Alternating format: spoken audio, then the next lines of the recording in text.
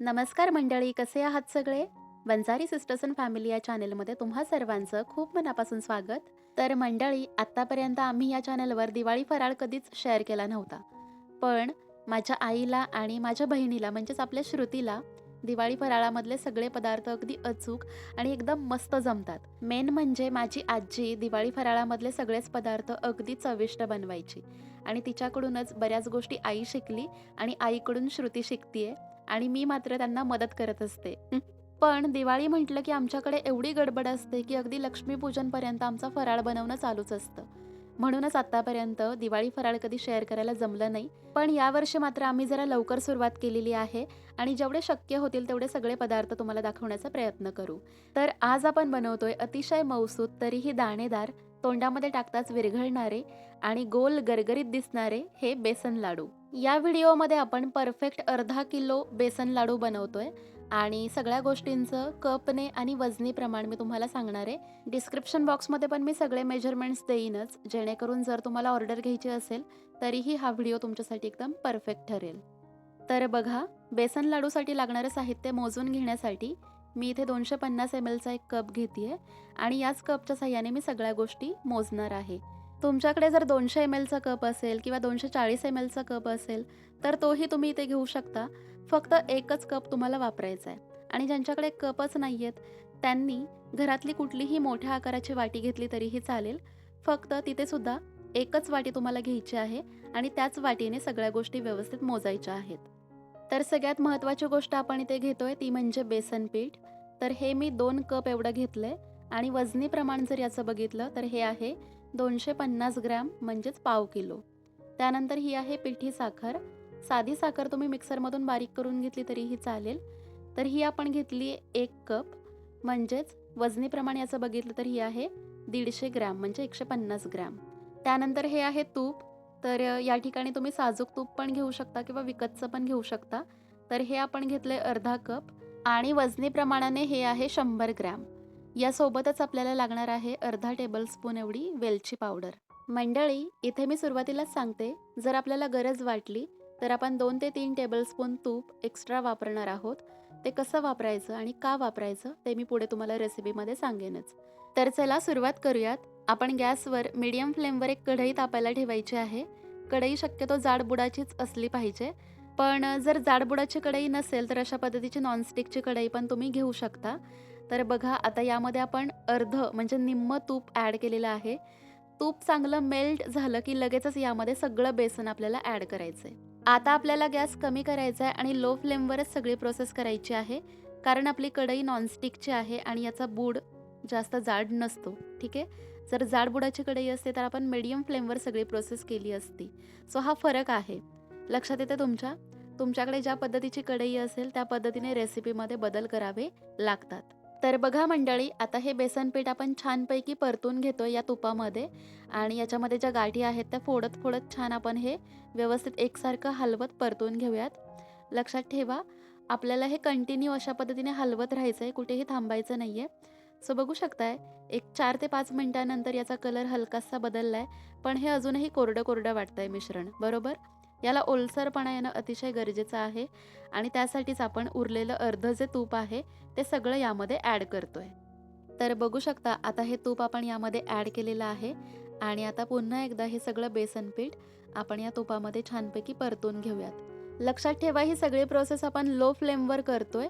जर चुकून जरी आपण गॅस वाढवला तर बेसन पीठ करपू शकतं आणि ते या तुपामध्ये छान एकजीव होत नाही, छान मुरलं जात नाही. ओके. तर मंडळी, आता सगळ्यात महत्त्वाची, अत्यंत महत्त्वाची टिप इथे मी तुम्हाला सांगणार आहे. प्लीज लक्षपूर्वक ऐका.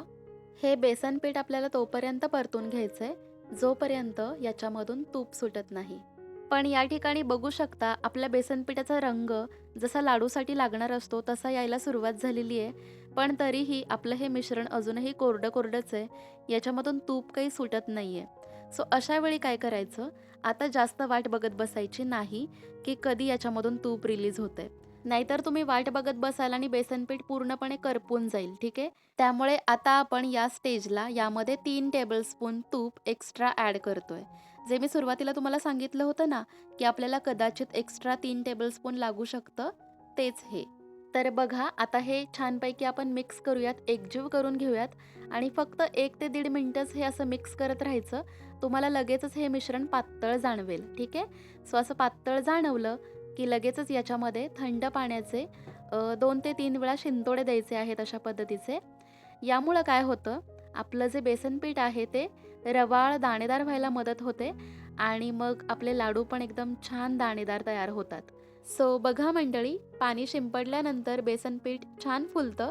सो त्यानंतर जास्त नाही, अगदी 40 ते 50 सेकंदच तुम्हाला हे छानपैकी मिक्स करत राहायचं आहे आणि त्यानंतर लगेचच गॅस बंद करायचा आहे.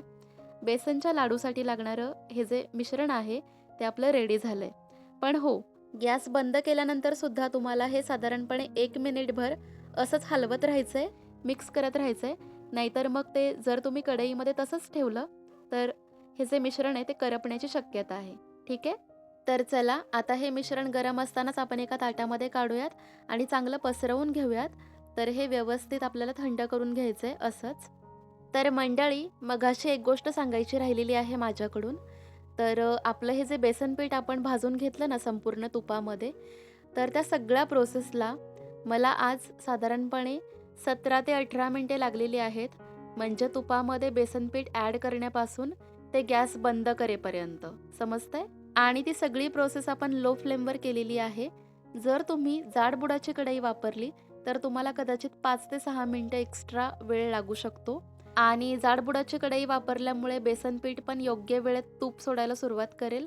त्यामुळे तुम्हाला एक्स्ट्रा तूप पण वापरण्याची गरज पडणार नाही. सो ही अत्यंत महत्त्वाची माहिती होती, जी तुमच्यासोबत शेअर करणं मला गरजेचं वाटलं. त्यामुळे मी सांगितलं. तर या ठिकाणी बघू शकता, आता हे जे मिश्रण आहे ते छानपैकी आपलं थंड झालेलं आहे, रूम टेम्परेचरवर आलेलं आहे आणि आता बऱ्यापैकी घट्ट झालेलं आहे. ठीक आहे.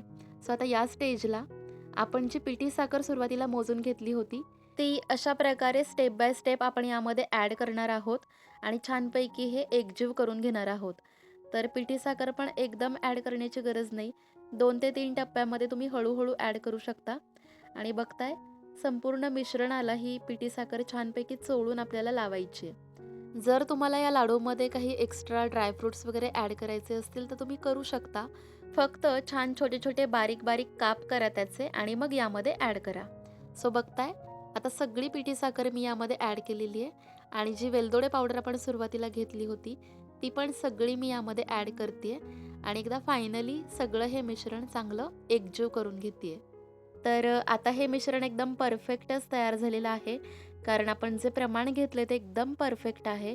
तर बघा, आता अशा पद्धतीने तुम्ही हाताने एक लाडू असा बनवून बघू शकता.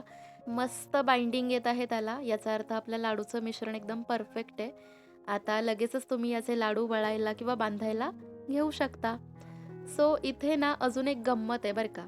ज्यावेळी हे बेसन लाडू वळण्याची वेळ येते, त्यावेळी आमच्यापैकी कोणालाच पहिल्या अटेम्प्टमध्ये म्हणजे पहिल्या प्रयत्नात वळता येत नाहीत. याचं कारण म्हणजे आमची आई, आपली श्रुती किंवा मी, आमच्या तिघींच्याही हाताला एवढी उष्णता आहे, की ते लाडू आकारच धरत नाहीत, शेपच पकडू शकत नाहीत. म्हणजे आता हे श्रुतीने वळलेले 4 लाडू बघा तुम्ही स्क्रीनमध्ये. हे तरी बरे वाटतायत. पण आता मी जर लाडू वळायला घेतला ना, तर तुम्ही म्हणाल, "काय लाडू बनवली की पेढा की चपटी बर्फी की काय?" म्हणजे अक्षरशः त्याचा शेप पूर्णपणे बिघडून जातो आपल्या हातातल्या उष्णतेमुळे. आणि मला माहिती आहे हे बऱ्याच जणांसोबत होत असावं. कारण मुळातच हा बेसन लाडू आहे.